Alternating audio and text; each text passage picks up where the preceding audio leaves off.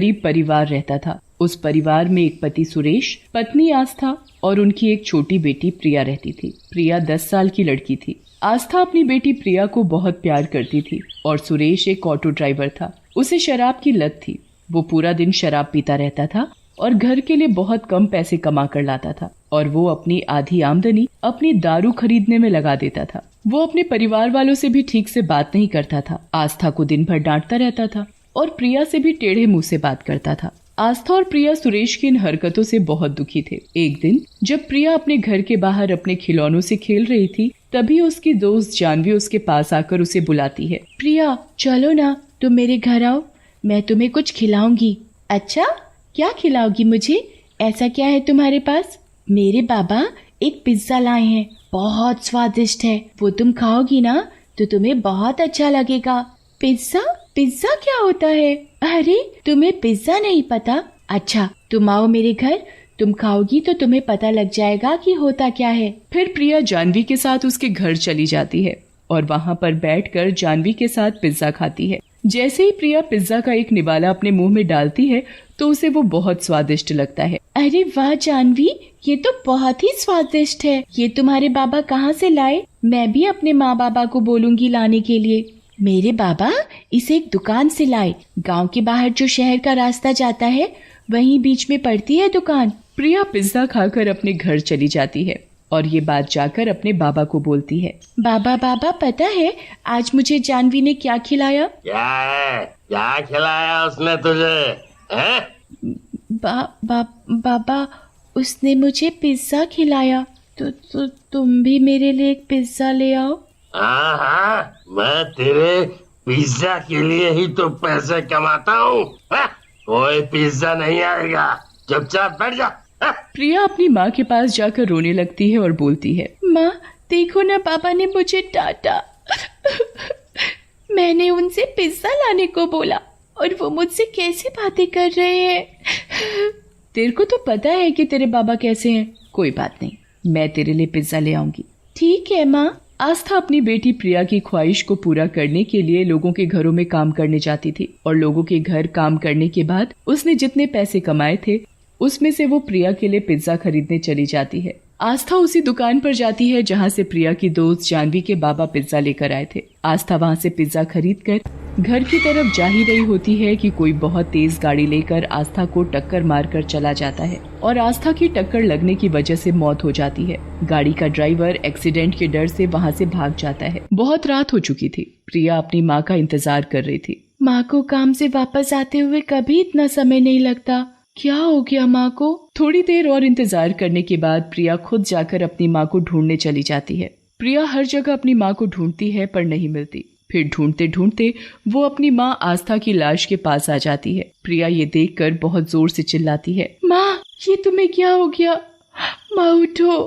प्रिया अपनी माँ को खून में लिपटे हुए देखकर बहुत डर जाती है। वो जल्दी से अपने बाबा और आसपास के घर वालों को मदद के लिए बुलाती है और फिर सारे मिलकर आस्था के शरीर का दाह संस्कार कर देते हैं। दाह संस्कार के दिन के बाद से प्रिया घर में अकेली बैठी बैठी बस अपनी माँ की याद में रोती रहती थी। अब क्या होगा मेरा? मेरे बाबा भी शराबी है, कुछ कमा कर नहीं लाते, घर का खर्चा कैसे चलेगा? कुछ समझ नहीं आ रहा। माँ भी चली गई। मुझे तो घर के सारे काम भी आते नहीं। वो घर के कोट कर रो ही रही होती है कि तभी उसे एक उपाय सूझता है। मुझे घर का सारा काम नहीं आता, लेकिन मेरे को रोटी अच्छे से पकानी आती है, इसलिए मैं रोटी का कारोबार शुरू करूंगी। प्रिया रोटी का कारोबार शुरू कर देती है और घर घर में जाकर बताती है कि वो रोटी का कारोबार शुरू कर रही है। सब लोग उसे दुआएं देते हैं।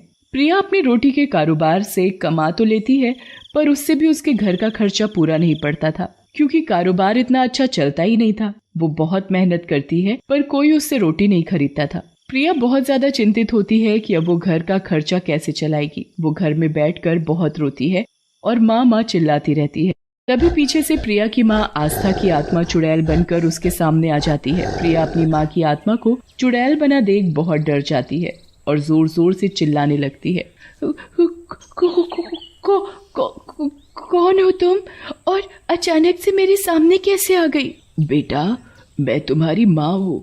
मेरा एक्सीडेंट हो गया था तभी मेरी आत्मा शरीर से निकलकर चुड़ैल बन गई थी, क्योंकि मेरी इच्छा पूरी नहीं हुई थी तुम्हें पिज्जा खिलाने की, इसलिए मैं चुड़ैल बन गई हूँ। क्या तुम मेरी माँ हो? प्रिया बहुत खुश हो जाती है और अपनी माँ के गले लग जाती है और दोनों बहुत रोते हैं। बेटा, मैंने देखा कि तुम कैसे मेहनत करती हो, रोटी बनाकर पैसे कमाती हो घर संभालने के लिए। हाँ माँ, पर इसका भी कोई फायदा नहीं, क्योंकि इसकी कमाई घर खर्च के लिए बहुत कम है। अच्छा, मेरे पास एक उपाय है। हाँ माँ, बताओ ना क्या उपाय है। जब मैं तुम्हारे लिए मरने से पहले पिज्जा लेने के लिए गई थी तो मैंने देखा था कि पिज्जा वाले की दुकान पर बहुत भीड़ है। आजकल लोग पिज्जा बहुत खाते हैं। तुम पिज्जा बनाओ और उसका कारोबार करो, बहुत फायदा है इसमें। तुम्हारा उपाय तो बहुत अच्छा है माँ, पर पिज्जा बनाने वाली मशीन लानी होगी और वो बहुत ज्यादा महंगी है हमारे लिए। हाँ, ये तो मैंने सोचा ही नहीं। तो तुम एक काम करो कि तुम रोटी का ही एक पिज्जा बना लो। वो कैसे माँ? तुम चूल्हे पर रोटी सेक लेना, फिर मैं अपने जादू से उस पर पिज्जा वाली चीज और उस पर ढेर सारी कटी हुई सब्जी और भुट्टे के दाने डाल दूंगी। ठीक है माँ। तुम्हारे आने के बाद मेरी आधी परेशानी दूर हो गई। आधी परेशानी? आधी कौन सी परेशानी बाकी है? माँ, बाबा है परेशानी। पूरा दिन शराब पीते हैं और मुझे डांटते रहते हैं, और कभी कभी तो मुझसे घर खर्च के पैसे भी ले लेते हैं और अपने लिए दारू ले आते हैं। आपके जाने के बाद तो अब वो काम पर भी नहीं जाते। अच्छा, तो ये बात है। इनको तो मैं सुधार दूंगी। रात को जब सुरेश अपनी दारू की बोतल दुकान से लेकर बाहर आ रहा होता है तो चुड़ैल अदृश्य होकर उसे बीच रास्ते में मारने लगती है। कौन है ओए? कौन मार रहा है? कौन मार रहा है मुझे? सामने तो आ। चुड़ैल उसके गालों पर थप्पड़ मारती जाती है और सुरेश पिटता पिटता चिल्लाता रहता है, पर उसे शराबी समझ कोई उसे बचाने नहीं आता। अच्छा भाई, ठीक है, माफ कर दो मुझे। अब तो बता दो, हो कौन तुम? फिर सुरेश के सामने आ जाती है और सुरेश चुड़ैल को देखकर डर जाता है। भागो भागो चुड़ैल चुड़ैल, अरे बचाओ मुझे। ए सुरेश, रुक जा। तुम मेरे मरने से पहले भी मुझे और मेरी बेटी को परेशान ही करता था, और मेरे मरने के बाद भी तुझे चैन नहीं, शर्म नहीं आई तुझे? स्कूल जाने लायक बेटी घर के खर्च के लिए रोटियां सेक सेक कर पैसे कमा रही है। तो मैं क्या करूं?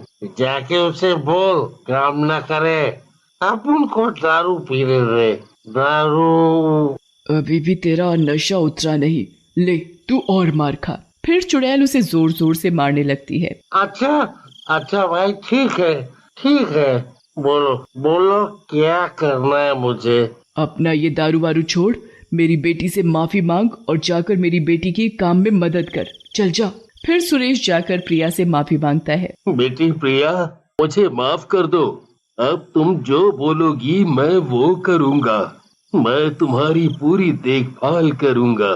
प्रिया सुरेश का ऐसा सुधरा हुआ व्यवहार देखकर बहुत खुश हो जाती है। फिर प्रिया अपने काम पर लग जाती है और रोटी बनाकर चुड़ैल को दे देती है, और चुड़ैल उस पर पिज्जा जैसी सजावट करके पैक कर देती है और सुरेश को ग्राहक के घर घर तक पहुंचाने के लिए बोलती है। सुरेश रोटी पिज्जा की डिलीवरी का काम करता है। ये रोटी पिज्जा का कारोबार बहुत फैलने लगा। शहर शहर से लोग इसे खाने के लिए आने लगे। इस कारोबार से बहुत पैसे आने लगे और घर खर्च बहुत आसानी से चलने लगा। क्योंकि अब कारोबार से अच्छी खासी आमदनी आने लगी है तो प्रिया का पास वाले प्राइवेट स्कूल में एडमिशन करा लेते हैं। प्रिया बड़ी हो जाएगी, पढ़ लिख जाएगी तो कुछ बन जाएगी। हाँ, तुम सही कह रही हो।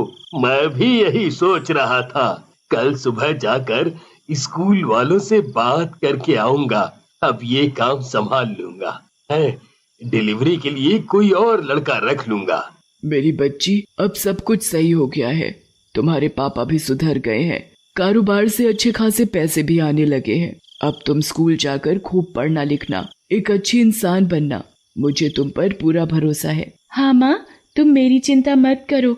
तुम साथ हो ना, तो मैं हर काम कर लूंगी। बेटा, मैं हमेशा तुम्हारे साथ नहीं रह सकती यहाँ। मैं एक चुड़ैल हूँ। जिस मकसद से चुड़ैल बनकर यहाँ आई थी वो पूरा हो चुका, और वो था तुम्हारा जीवन संवारना। अब मेरी मुक्ति का समय हो गया है। नहीं माँ, तुम ऐसा नहीं कर सकती।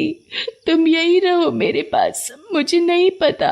बेटा, तुम भगवान पर विश्वास रखो।